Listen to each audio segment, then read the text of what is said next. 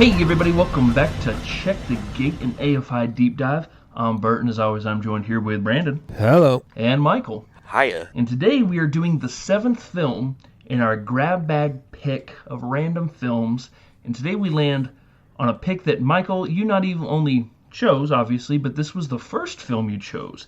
We're doing Avatar, the 2009 smash hit about a paraplegic Marine dispatched to the moon of Pandora on a unique mission, becomes torn between following his orders and protecting the world he feels most at home. Why was this one of the films that you thought we should talk about, Michael? I was thinking about this as I was coming up the stairs to come record today, and my best answer is I don't know. It just always, I don't know, maybe because it's like, the animation's good. It's stunning. I don't know. That's about it. I just like the movie. It definitely moves the needle for CGI in that event. Were you, for lack of a better word, were you blue-pilled? Were you like all about? Were you one of the people that left the theater super depressed that you couldn't live in Pandora? Was that a thing in your life at all? Do you even remember? Did you see it in theaters at all? No, I waited until it was like one of my friends had it on DVD, and then ended up watching it, or watched it on Blu-ray.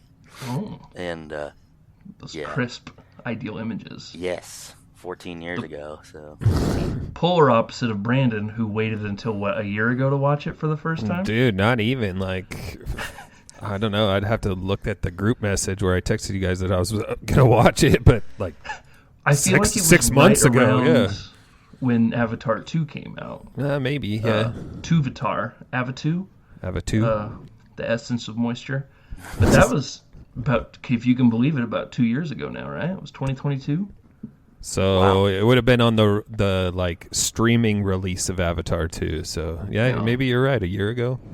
Well, what was the specific holdout for you?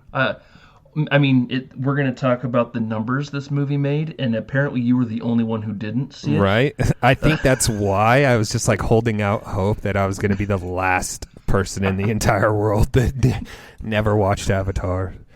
No, I don't know. I guess I just missed the boat on it. I just, it was really big hype, and I never got around to seeing it, and then I just kept that streak going. I hadn't seen this since I saw it in theaters in December of 2009. I saw it in 3D because I kept seeing all the James Cameron advertisements at the time. This movie must be watched. To experience this fully, you must immerse yourself in the 3D. And honestly, it gave me a flippin' headache. Yeah, they all do. I wish I would have. Because I remember leaving the theater being like, I hated that. And I don't know if it was, did I really not like it, or was I just going cross-eyed? Because it's 3 hours. Mm-hmm. Everything is all up in your shit. There's a specific scene we'll talk about when he's, flying around on the Akrons, where I'm just like getting dizzy. I'm just like, yeah, it's like seasick. Well, back then the 3D was the generic coming at your face 3D, and now it's more the in-depth. So it has looks like it has more layers, and it doesn't feel as, like you're saying, that seasick notion to it. Yeah. I haven't seen a 3D movie in a long time. That's where the glasses and shit? They give you like the what look like dollar store Ray-Bans. Mm-hmm. It wasn't like the red and blue, but I remember the first 3D movie, and I swear it was like one of the originals. So it's the Superman 3D. Do you remember that? I've seen that movie, but I didn't watch it in 3D. Yeah, it was like a big, huge deal at Edwards back in the day. Like it was like their first 3D movie ever. I feel like I probably should have looked at what the first 3D, but I feel like it was like weirdly Friday the 13th 3D. Like the third one was. Right. A lot of those movies were making their third, and like Jaws 3 was Jaws 3D. Oh yeah. That was kind of the 80s trope of what it was, and it always just looked really bad because you're wearing the red and like the really silly red and blue tinted goggles. But I remember the glasses on these, and they were like yellow hard plastic, like almost like the Oakley M frames, Yeah. Okay. Yeah. and they were like those, and they were so uncomfortable to wear, but you had to wear them for like the whole 3 hours. But there was also these scenes where they would cut and they'd be like, okay, you can take them off now. And they're like, No. now I got to put them back on. Yeah, what the hell? I specifically remember this was like the late 2007 into the 2010s, probably. Like that was when movie theaters were like, we can make an extra $2 if we make this bad boy 3D. Yeah. It's a $2 upcharge. At least it wasn't then. I don't know what it is now because I stay away from that stuff now. But I just remember like a lot of time in high school, everybody wanted to go see whatever the fuck in 3D. My Bloody Valentine in 3D. Journey to the Center of the Earth in 3D. Coraline in 3D. Like, Polar Express. I saw that In in 3D. 3D in like whenever it came out, like 2005 or whatever. did the Uncanny Valley still look just as bad with the 3D? I don't remember much, so it must have. But rewatching, I remember, so a couple years ago, and I mentioned this when we did our Oscars thing, I was surprised at how much I loved that second Avatar movie. And I was like, maybe I just kind of gave the first one a bad shake. So watching it, I watched it last night for the first time since 2009.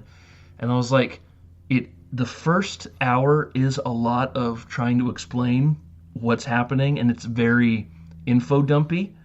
But once you get past all that, I'm like, I am really enjoying this movie. It's not giving me a headache. Again, you have to explain so much about everything, just because that's just what it is. We're on a space moon out in the middle of nowhere, mining for a silly rock named unobtainium. It doesn't sound that far off, like from the real world, though. Do they ever say what year it is? I don't. I don't it's think set so. in the mid 22nd century. Oh, in 2154. Okay, so we're 125 years away from. Going to a moon in the Alpha Centauri, star system. Just absolutely just raping the land with bulldozers and just. Yeah. All over again. And and then obviously a lot of people complained that it was very much, there's definitely a specific part where I'm just like, okay, this is where I'm getting the Dances with Wolves vibe. Yeah, totally. There is one specific scene that is legitimately straight out of Ferngully that I was watching, and it was with the bulldozers with Giovanni Ribisi eating the cake. Yep. And he's like, hey, boss, there's someone on the camera. And he does the thing where he pushes it forward. And I was like, that is straight out of Ferngully. I was just like, oh my God. They'll move. Yeah, exactly. You move. See, he moves. I was choking down the cake and everything. I was like, okay, now I see where it's coming from. But at the same time, I really like that James Cameron's going above and beyond. He wanted to make this movie forever. I saw a bunch of different reports of when he actually thought of the film. I saw a lot of people saying it was when he saw Disney's Pocahontas in '95, but then others have said that's just more blasphemous just because people are picking up on the Pocahontas vibes. But I mean, you could, it doesn't really matter, really. And the story has, the savior complex has been around for a long time, so... which is, Dances with Wolves was, 1990, 91, so... Pocahontas. I mean, you can name hundreds of movies that have the same, what's the one, Braveheart, The Patriot. I mean, there's so many of them that it's like... Now you're just naming Mel Gibson movies. Well, those are just the ones that are Lethal coming to Weapon, my head. Lethal Weapon 2. Keep connecting, and it keeps going. But I mean, it is what it is. But it's a great story. What I kept finding most was that he wanted to make this right after Titanic, which technically he did, but he obviously waited 13 years for it to come out. He wanted to have it in theaters by 1999. But realized that the technology was nowhere near where it needed to be. And I saw that once he was in the theaters watching Lord of the Rings, The Two Towers, realized that technology has finally caught up enough for them to start production. And by the time pre-production started and the movie was released, it had been 4 years in total to make this film. Jeez. Let's get into some 2009 facts here. The top 3 films of 2009 are number 3, Ice Age: Dawn of the Dinosaurs. Oh, cool. Brandon, you have children. Is that 2, 3, 4, 5, 6? You know, my kids, I think they've watched the first one, and they don't really care for them that much. That's all you need.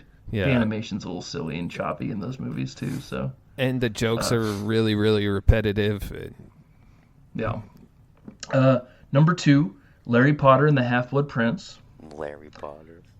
And number 1, Avatar. No way. What? Yahweh. Who knew? But Yahweh.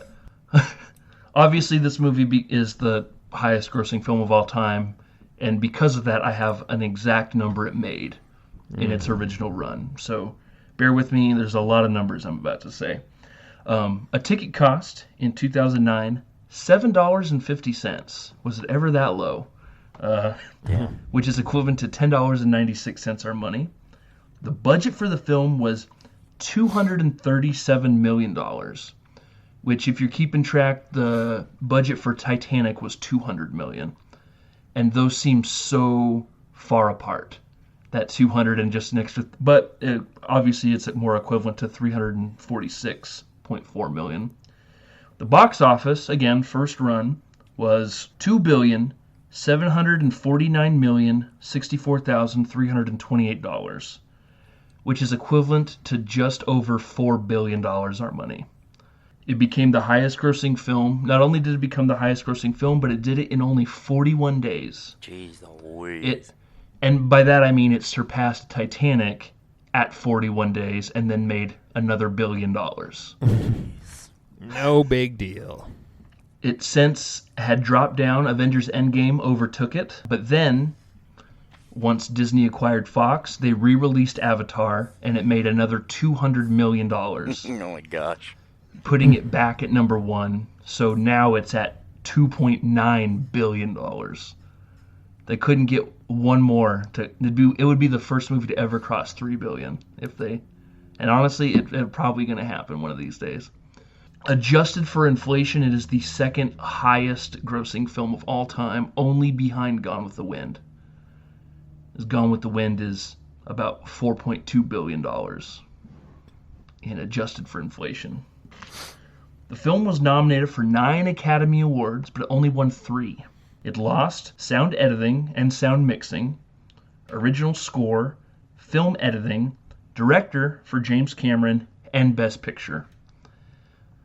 It won art/set decoration, visual effects, kind of a no-brainer, and the biggest question mark on it is the cinematography. It won cinematography. It looks very beautiful, but it was the first film to ever be shot completely digital and win cinematography.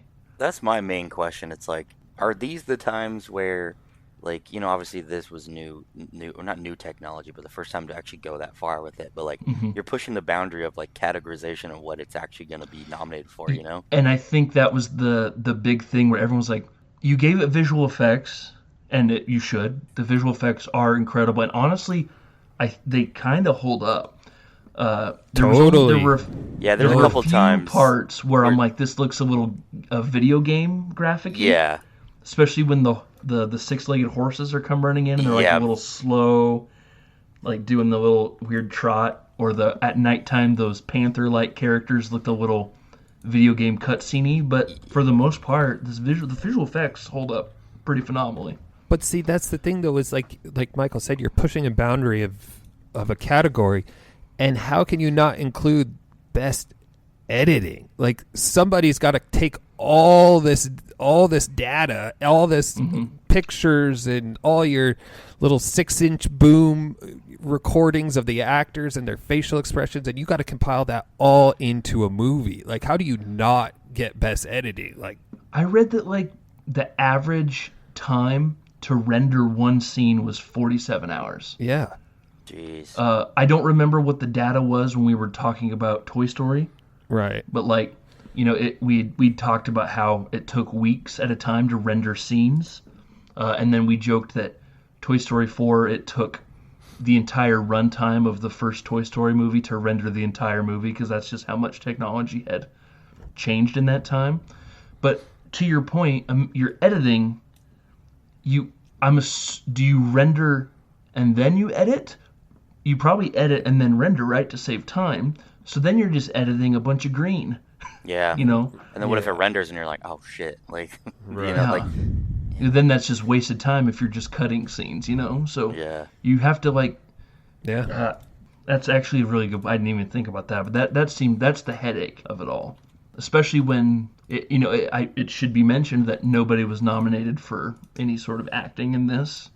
I think there's been a push for, mocap to get brought into the conversation. I think with a lot of, especially with Andy Serkis in the first 3 Planet of the Apes films, I think a lot of people are like, what he's doing is pretty remarkable. Mm-hmm. I'm not crazy about Sam Worthington in this movie. He's kind of milquetoasty, but part of me is like, probably he should be, right? Yeah. He literally is a nobody in this world, and also at the time he was living in his car. He got the part while living in his car. Wow. Cameron wanted an unknown. I had read that it's been reported that Matt Damon turned this movie down because he didn't make a whole lot of sense. Didn't know he didn't want to act against nothing. But I'd read that the studio wanted a big name like a Matt Damon or a Jake Gyllenhaal, but Cameron wanted an unknown because then the audience isn't just watching that's a Matt Damon, that's a Christian Bale. You don't know who this person is, so you are seeing him actually grow with that character. And honestly, that's kind of what he's known for now. Yeah. He got cast in a lot of movies, and he's honestly, Sam Worthington, I'm sure you're a nice guy, but he's in a lot of movies that aren't good. That's not necessarily his fault. Sometimes you just are in a bad movie. You got to make a paycheck. I get that. But now he's completely in Cameron's universe, and Cameron said the only films he wants to make going forward take place in the world of Pandora. He said every story I can tell from here on out can be told on Pandora. Yeah, he totally built himself a new franchise. That's a franchise, by the way, that the second Avatar film is the 3rd highest grossing film of all time. Yeah. He has 3 of the top 4. It's crazy. And he mentioned that Avatar 2 needed to make at least I forget what it was either $1 or $2 billion just to break even. I thought it was $2 billion. Yeah. Yeah, and I think it's at 2.4 right now. Imagine spending 13 years developing a sequel, putting all this money. I don't know what the budget was, and obviously the marketing was nuts for it. And then you only pocket $400 million off a $2.4 billion movie. That's nuts. Yeah, it just seems like a lot of money spent for, in that proportion, not a lot of return, Yeah, but I mean... Yeah, but do they care? Or, I mean, they're just getting another James Cameron film. And, like, he's nobody got that cares. aura with him now. Yeah. Give Cameron whatever he wants because we're going to make a mint. I'm sure you read the same thing about when they were trying to secure funding and people were like, I don't know if we're crazy for letting you do this or, like... They knew it was going to be a smash, and so they're just like, well, if we only pocket $400 million. Yeah, I had read that he said that if the movie flopped, he would forego his director fee. Yeah. I don't know how much that director fee is, but I mean, if the movie flops and you're spending $237 million and it doesn't make, let's say, I guess a flop, you could consider that being anything $100 million or less, I guess.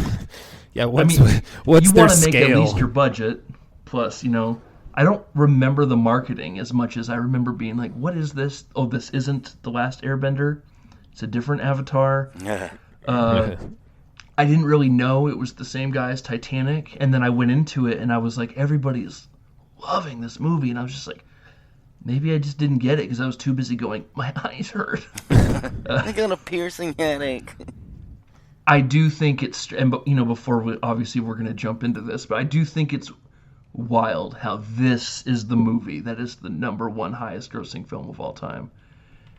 And it's a movie that, like we've said before, is borrowing the story It's different pieces. It's just told in a different way. Aliens and humans versus, Yeah, and I thought the script was average, and I mean the actors. You could have replaced them with anybody, and it would have been the same movie. To be honest, Even I don't me? think Zoe Saldana hit a home run, and Sigourney Weaver didn't. I thought she was terrible. Honestly, I've seen her in I'll a tell lot you better what, stuff. Stephen Lang Yeah, is really good in this. real good. He was by far the best. Yeah, Just that energy of acting against nothing. And then just that obviously it is kind of, he's doing like the generic mean, the loud General Patton yelling, smoke them out, kick the tires, light the fires, rock their shit. but fuck he was them what up. he was what that like the energy that was needed. Like. But then also towards the end when they're gearing up for war and they're blowing up Home Tree, you cut to him and he's just like silently sipping on his coffee. Yeah. Like a fucking evil menacing villain, just like, all right, let's go home, boys. And I was just like, ooh, damn.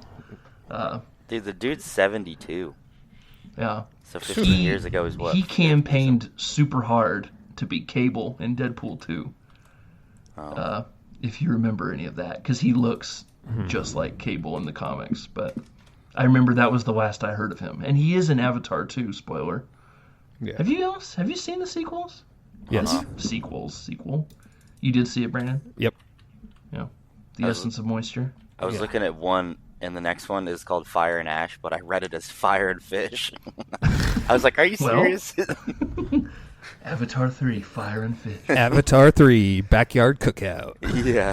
I was like, okay. When you're here, your family. Yeah. Here's family. Jake Sully's like, past the Ronas. No Ronas.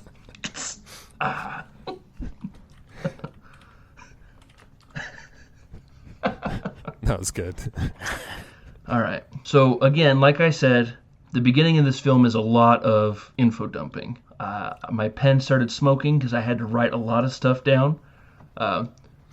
Stop me whenever you want, but like I said, it's just there's a lot of info dump that we're trying to let our audience know. That way you can enjoy the next 2 hours of the film. Yeah, we got to build the world. Yeah, which again I think is why I enjoyed the second one so much too, is because now we don't need any of that. Yeah, it's like right now we're going through all like the Star Wars movies in timeline order, and the very first Star Wars, like you read that intro that scrolls down that builds the story, and at first you're like, what? I gotta read, and then you realize that it's setting up the movie, and so the next one you're like looking forward to it. So I really appreciate it. And that's brilliant too, because you're getting 4 paragraphs. Now it's iconic, but now you don't need, C-3PO to then just say, "Oh my God, Batuu, the Queen is," and you have all that already. So now you're up to speed. So I appreciate taking the first 15 minutes just explaining what is going on, and then we don't have to worry about it for the rest of the movie, the sequel, the third movie, fifth movie, whatever. I appreciate that. Thank you, James Cameron. Yeah. Sam Worthington, obviously, main character, Jake Sully is his name. I wrote him down just as Sam Worthington the whole time because I couldn't remember what his name was, and then I had to look it up today. Again, maybe that's why I'm just like, I don't really care for him enough for me to even really remember his name. But I thought it was Ma Jake. Ma Jake. Hey, Brandon, I see you. I see you too. And Michael? I see you too. I don't get Mi it. corazón. Okay. You don't get it? That's how they say. Yeah. Oh, I get it. I see Okay. you. I thought never mind. I see you too. Okay. Anyways, move on. Ooh, This Michael guy. didn't watch the movie. Michael didn't watch. Missed the context. All right. Remember Grandma's boy is teaching him, no, you have to say it. I see you. Grandma's boy. You would have liked it if you had robot ears. We're doing Grandma's boy next week, right? Oh, yes, That's the one fantastic. that's next week. Play my head, monkey. Play my head. I can hear my hair growing. Hey, bro. I'm so fucking high right now, dude. Anyways. Sam Worthington wakes up from cryo sleep. He catches us up to speed. He has been in cryo for 6 years. He's from Earth. Earth is dying. We're now headed to Pandora, working for. They don't ever really say the name of the company. It's just the company. I would appreciate it if James Cameron threw in a Weyland-Yutani alien reference, but since they're all using the same mecha suits anyway, but it is what it is. He was chosen for this mission only because his brother was working as a researcher. They had his DNA to create these Avatar bodysuits. He was murdered over a small amount of money in his wallet, he says. So it was just kind of dumb luck that he got brought in. We find out that Jake Sully is in a wheelchair. We're brought into this world where we have to have... they can't breathe, but they have those masks on, but it's not like they're outer space where they're going to pop like balloons. They literally just need oxygen. Stephen Lang brings him in. He's the... They mentioned they're all Marines and they're hired guns, essentially, because, as Stephen Lang puts it, the indigenous people of this land and every creature out here wants to kill you. Even shows off his cool scar on the side of his face. You know, he said, served so all these tours, never got touched. First day on the job out here, fucked me up. He's like, but I like it. They could have fixed me, but it keeps me humble, lets me know that there's danger around every corner, kind of thing. And Jake, I noticed that you're in a wheelchair. You do us good, boy. We'll send you home with your legs, a brand new pair of legs that you'll get to enjoy. I mean, you're going to get paid well. They said this job pays amazingly. He goes and he sees his Avatar biosuit. Long, blue, skinny, alien-like creature.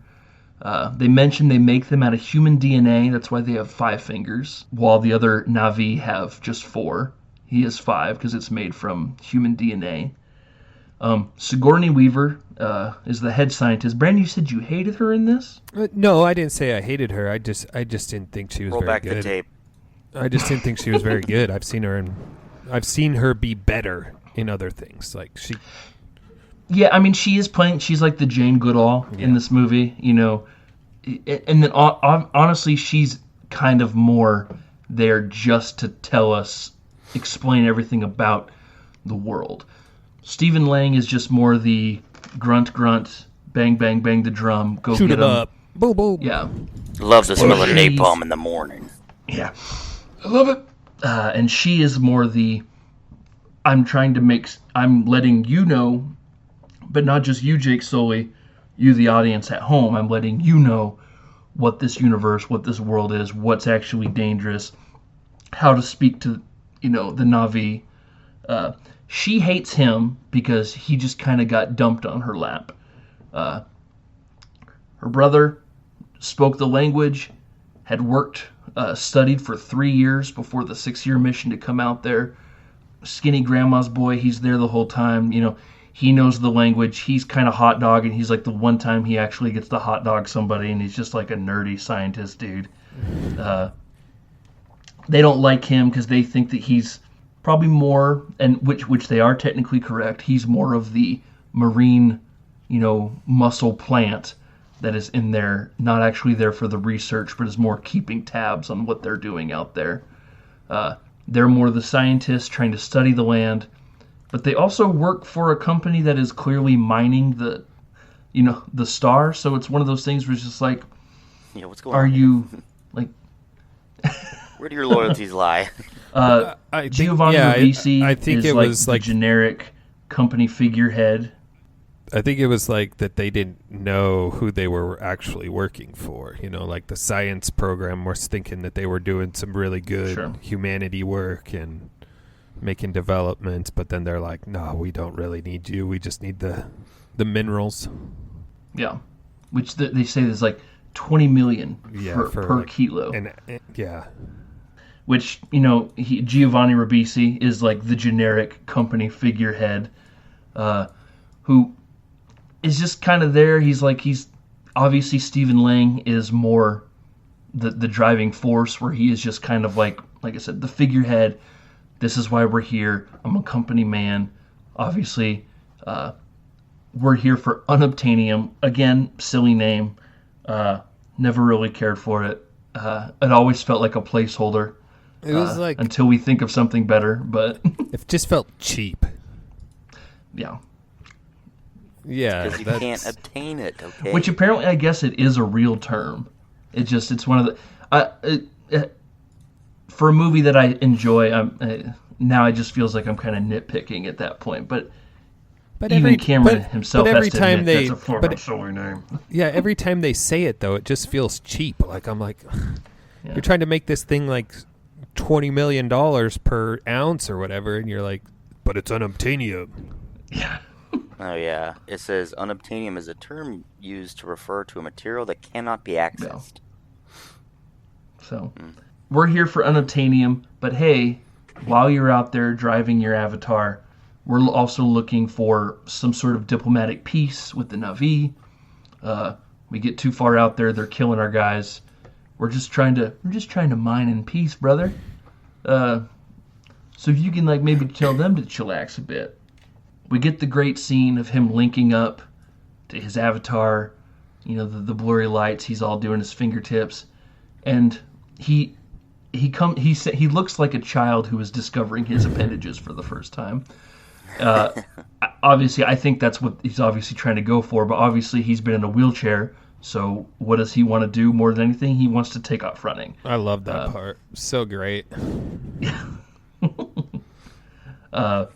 He takes off into the jungle. It's great. He's really enjoying himself.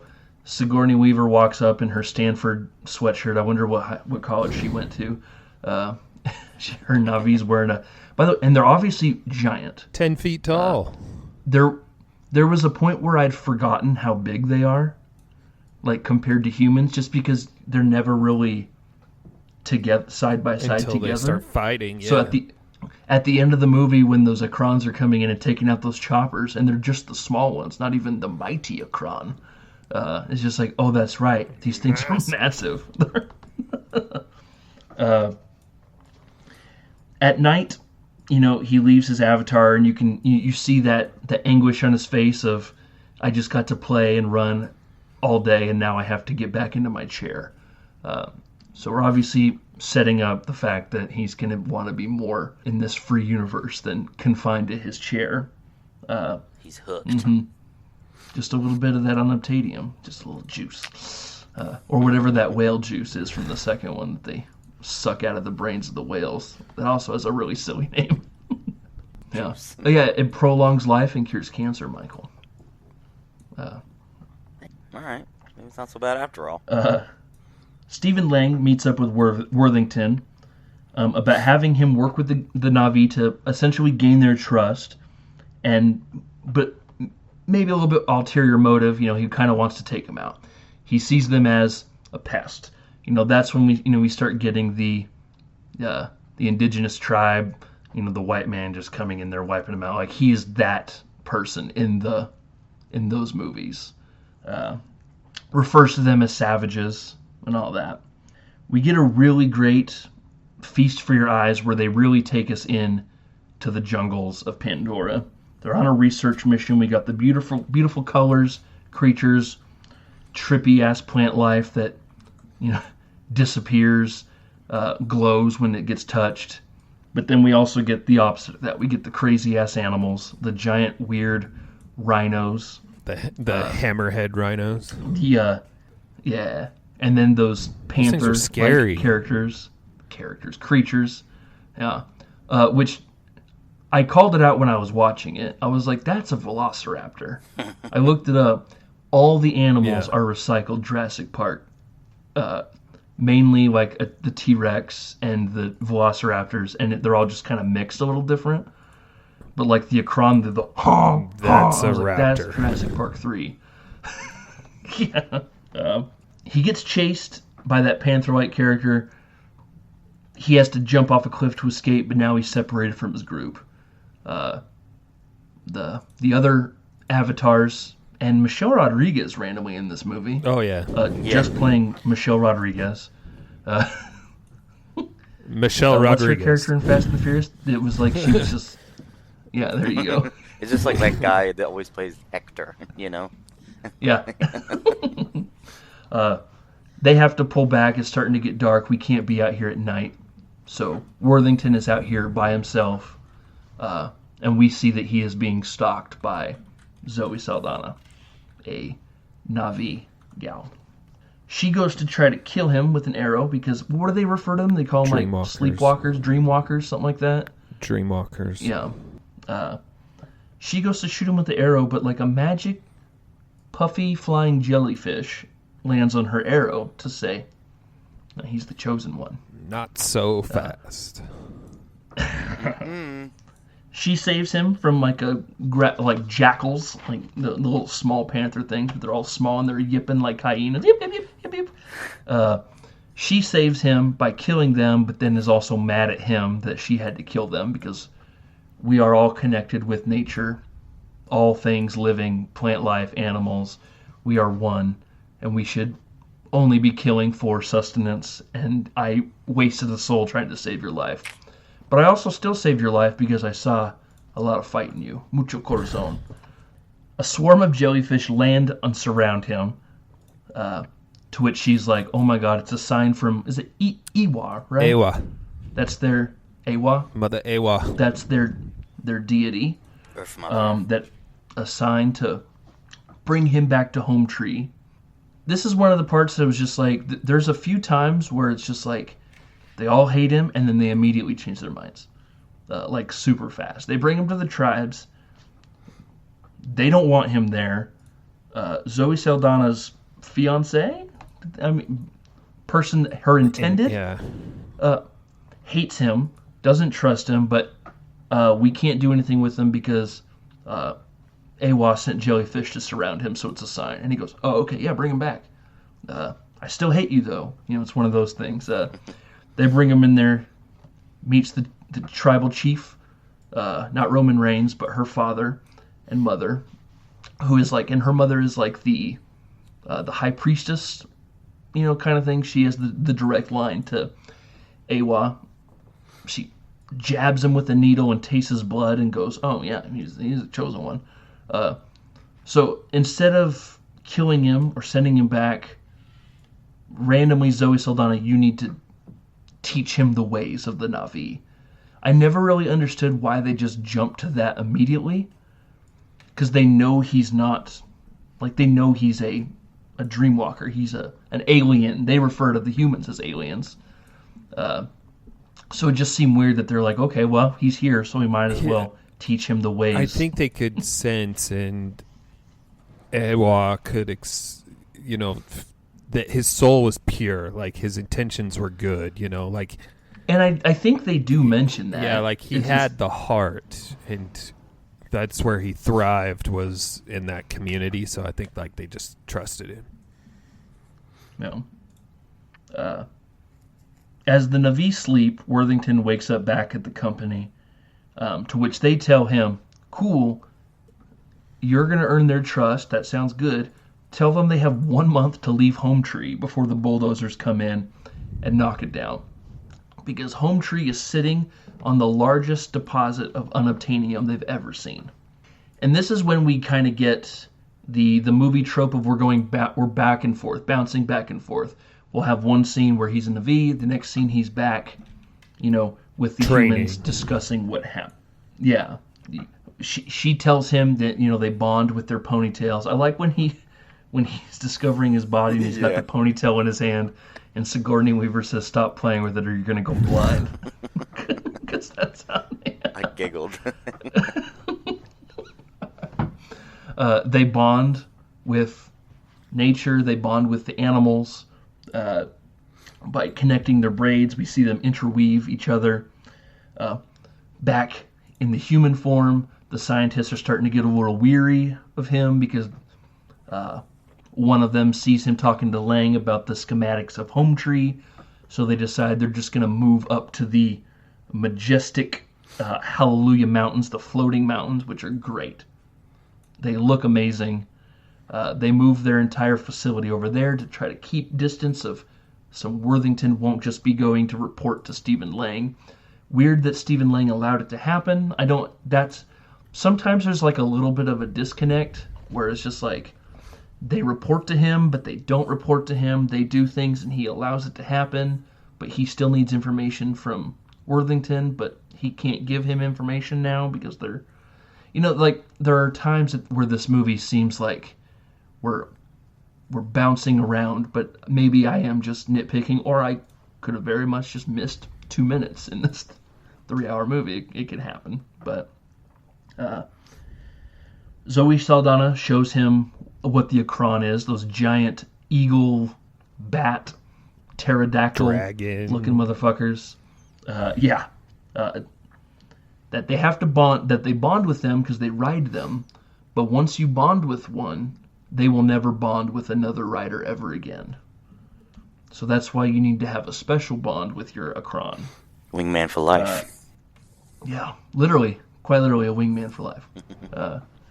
We get a bit of a learning montage where he's learning the language, how to hunt, Tarzaning through the trees, riding those horses terribly, and then it becomes better. Over time he's getting better. He learns to track, being connected with nature and the living. We get Grandma's boy teaching him how to speak the language. I see you. It has to come from here. Michael, it has to come from here. Mm-hmm. He learns to fall. That's a big one. Yeah. Saves his life. While he's Tarzaning and he lands on those giant, massive banana leaves. We find out through dialogue that we're nearing that month.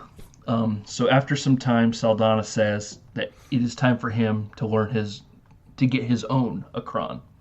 Oorah, he says. They take him up to the tippy top of those mountains, take him to that nest. She says, very Harry Potter wand. You don't choose it, it chooses you.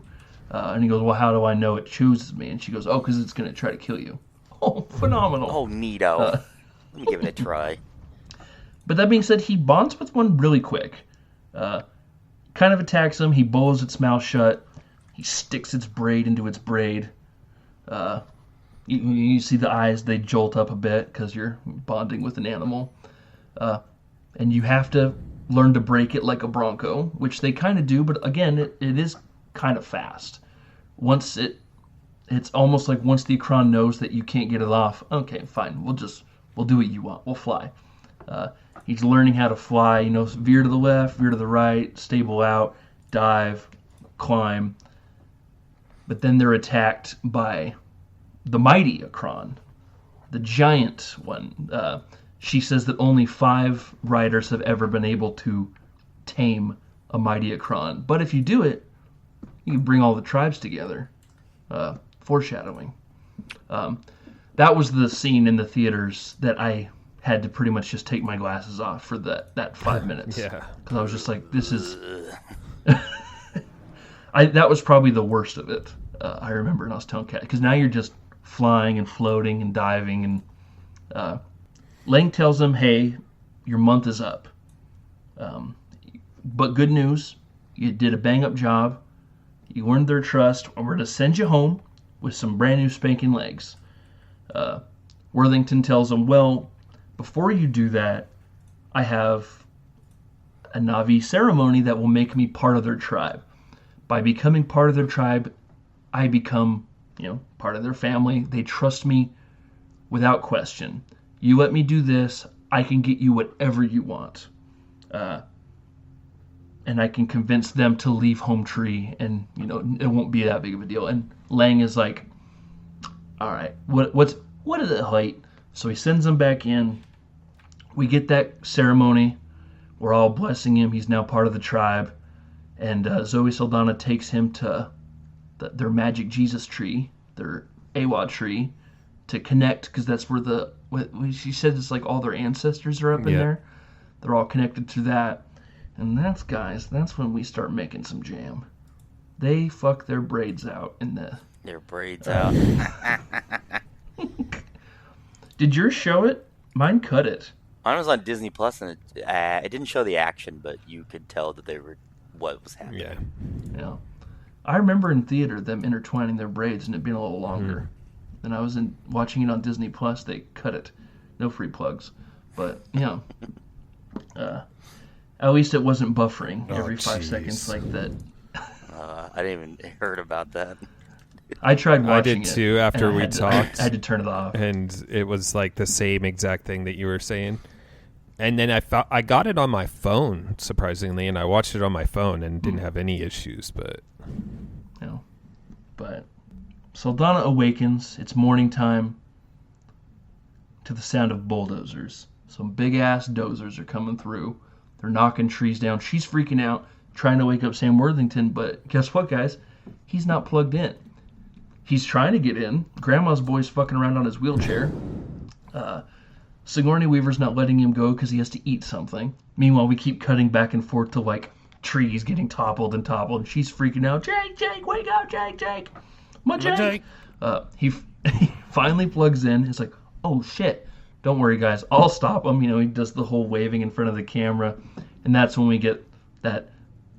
I'm going to watch that. I'm watching Ferngully after this because I was when I say it is directly from that movie, I'm just like, that's incredible. That's what I mean. The whole time I was like, this is basically super animated Ferngully. I mean, it's just not a smog machine, but it's still the same thing. It's cutting down plant life and for mining and stuff for some gain. Yep. Yeah, Tim Curry isn't the voice of the villain. It's just Stephen Lang. But he disables the camera so they can't proceed any further. Stephen Lang watches the footage and recognizes it as Sam Worthington. That son of a bitch. Ma Jake. He goes in, hits the big red abort button. Sigourney Weaver gets taken out. Sam Worthington gets taken out. And this part seemed silly. Because now we're just bouncing back and forth. They get put in jail, in a holding cell or whatever. Michelle Rodriguez breaks them out. They go to Giovanni Ribisi, being like, you don't want the casualties. I can convince them to leave. And he goes, yeah, okay, go back in. So it's just like, I don't know. The chain of command in this movie is all sorts of out of whack, which I feel like maybe is the one thing I keep harping on, but it got to a point where it was like in the second movie when the kids kept getting kidnapped and rescued and then kidnapped and then rescued. Where it's just like, now we're just aborting. No, go back in. Okay, and then it's aborted. No, go back in. Yeah. You know what I'm saying? We're like in that part of the movie where it's trying to build tension of are they going to make it in time. But Giovanni Ribisi sends them back in, tells them they have 1 hour because Stephen Lang is riding. He's bringing in the troops to smoke them out. He shows up, and he pretty much tells them, hey, listen, I was a double agent. My bad. My Jake. My bad. They're obviously super pissed off at him. Zeldana, smacks him in the face, doesn't want to see him again. He takes off. Again, doesn't he? He gets like aborted again, doesn't he? Because he wakes up in the rubble and ash. I can't remember. This is again anyway. Stephen Lang comes in with all those choppers, and they just start bombing home tree. You get that. I think it's rather blatant, the 9/11 of it all, of the tree coming down, of the rubble, the ash coming down, everyone's covered in the white. It's very, and I think Cameron has also said that, this is also kind of an allegory for like the war in Iraq and all that, because that's just the time that we were in. But I think the tree coming down is very much a 9/11 symbol. Zoe Saldana's father dies, but is able to give her the bow that he promised her betrothed until Jake sullied her. Got sullied. Under the Jesus tree. In fact, they do get aborted again, because now they're trying to escape again, and that's when Sigourney Weaver gets shot while they're trying to fly away. Yeah. They take her to the Na'vi as a way to try to save her. Jake is like, I can't go back, not yet. I got to go tame the mighty Akron. But Sigourney Weaver, they like absorb her into Awa, the tree, so that she can move on to the afterlife or something. Like her consciousness is now plugged into. She's part of the Awa AWA with all her ancestors. Because they didn't get her there in time to get her to transfer her soul into the Na'vi. Into her avatar. Yeah. Jake decides, I gotta go unite the tribes by taming the mighty Akron. And I really wish we would have seen that scene, because it's a cut scene. He dive bombs onto it. He's like, I'm flying above it because I figured it's the biggest thing out here. It's never going to be attacked, so it's going to be attacking, so I need to get above it. He lands on it, and it cuts. And then it takes us, and we see him land all majestic as fuck on the back of his great steed. Everyone's like, oh my god, Jake is the goat. Zoe Saldana is in love with him again because he's got a cool car, to which Worthington essentially rallies the troops. Hey, we need to fuck their shit up before they fuck our shit up. Go tell the tribes, I got a dragon, and we can go fight. So then we get the montage of them telling the different tribes. Really wish we could have gotten some water Na'vi and maybe some fire Na'vi in there. It's kind of foreshadowing to our future, but we never really see it. Nuts. Just a bunch of tree folk. They all come in, and then we get while he's giving the speech to all the tribes, we get the counter speech of Stephen Lang rallying his troops, saying, over the past week, they're doubling in size. They're now over, 200,000 or something like that. He goes, it could be even more in a week, so we need to strike now before they add to their numbers, and we need to strike hard and fast. So we are going to war. And we got those sick mecha suits holding those massive Gatling guns, and they're going to bomb. They're bombing the place, the mountains right behind you, Brandon. To smoke them out, because that's where, that's where their AWA tree is. So if you take them out, we just wipe them out in general. Great battle. For a CGI battle, it's one of the best. This is my problem with a lot of CGI movies. It just looks like shit.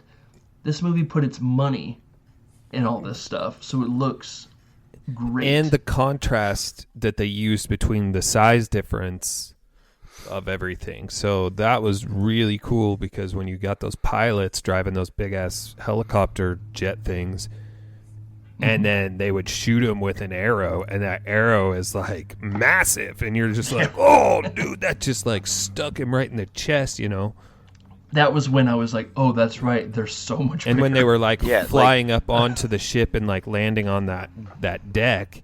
And even the small ones are still the same size as the choppers. The contrast in size that they used was so good, because you're just like, man, this is a cool-ass battle, because you got these 10-foot tall blue aliens fighting regular-sized humans, but they also have these mech suits that are just like incredible. It's pretty cool. Yeah. It's a dope scene. Mm-hmm. And like any war, there's a part where you think the good guys are going to lose, guys. There's explosions happening. It's all in slow motion. Zoe Saldana's Akron is dead. She's watching in terror. Anteater horses are on fire. Yeah. Mecha suits are wiping everybody out. Grandma's boy gets killed. But he wakes up in his pod. We're getting killed out here. But luckily, Jake prayed to Awa. And Awa answered his prayer. Because now the animals are coming. We look up. We see a horde of those rhinos come in and just start taking everybody out. Those panthers come in, wipe out the ground attack. Love it. We look up. Alfred Hitchcock's Birds is going on. We got a swarm of Akron coming in, wiping choppers out left and right. We hit our second wind, guys. We're doing it. Jake gets on those bombers, takes out one of those bombers, goes in for the second one. Stephen Lang does a little side move. I mean, really just doesn't do much because they still end up disabling it enough for it needing to crash. But it gives them enough time to get in a mech suit. Now we're going to get a badass fist fight, guys. He escapes. Luckily, doesn't get smashed. That would have been tragic. Looked like he just tragic. missed it. He takes the fight to Zoe Saldana and Sam Worthington, blasting him away. He's also trying to kill Jake in his own pod because it's right there. Obviously, the gas is toxic. They pierce through the mech suit. He just, in a badass move, just takes off the shield altogether and then just puts on the oxygen mask. Does one of the... Come at me, bro. But you took your shield off, though. So Zoe Saldana hits him with those two massive arrows. And I don't know if this is true. You know, sometimes you read stuff and it's like, I don't know if this is somebody just saying this. But they said that they really hit Stephen Lang in the chest with something. And he blacked out the first time it happened. Oh, shit. I don't, again, that could be apocryphal. They shot him with like a non-lethal beanbag, just like right in the chest. Straight up crowd control. They're like, we really need to get this right, so we're gonna have to do a couple. Johnny takes. Knoxville was there too to comfort him. He was just like, he's like, let me show you how it's done. Down, down, down, down, down, down, down, down, nigga, down, nigga, down. Luckily, Stephen Lang is dead. The war's done. We get the scene of Zoe Saldana rescuing Jake, giving him the oxygen mask, and you get the real big difference of how big and small they are. You know, it's, I see you. She's holding him like he's a rag doll, just like, yeah.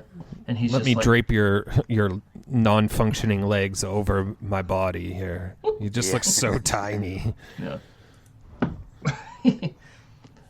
We get him back in his avatar, and we get the narration saying all the aliens are sent back home, except for a few that are deemed worthy enough to stay. Giovanni Ribisi stops at Sam Worthington to let him know that there will be sequels to this movie. This isn't over. And then when the war wraps up, we got like 5 minutes left. Sending the humans back to Earth, and then we're having Iwa put Jake's mental link in his avatar forever, and he's forever a Na'vi, and then it just ends. End scene, like it just like him wakes up and his eyes just... Nice. But, you know. Oh, when we were talking earlier, because I have it in my miscellaneous trivia at the end, when I was saying that Cameron wanted this movie to come out in 1999, he wanted the budget to be $400 million. But nobody, like you were saying, nobody wanted to give him... That's $400 million is $752 million our money. Jesus. Rhyming. It would have... I mean, I think that technically still would be the highest budget for a film of all time. I think that would have for sure... One of the Pirates movies is $350 million, and that's the record for a fucking Pirates movie. I think that would have bankrupted Fox at the time, like if they... Well, sure. I mean, obviously he had the wherewithal to know. Nobody's going to give me that money, but also the technology isn't quite there yet. And obviously technology is constantly changing and improving. So I was curious to see if the visuals would still look as good. And again, when you're putting your money, almost all your money, you're paying a lot of unknowns at the time. Stephen Lang has been in stuff. Giovanni Ribisi is probably your biggest actor.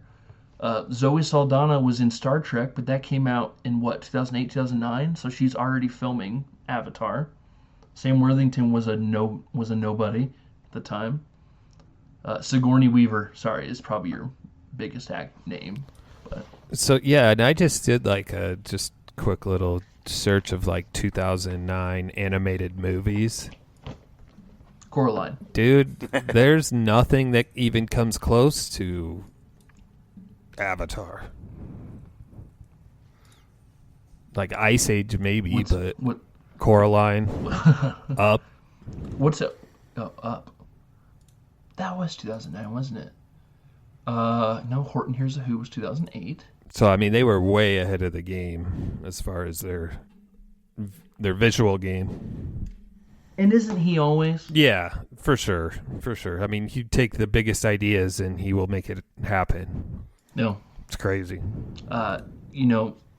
He changed. We talked a bit about how he changed the game even with Titanic, and that was 97, and that seems like a lifetime ago. He's made 3 movies. He's had 3 movies come out since 97.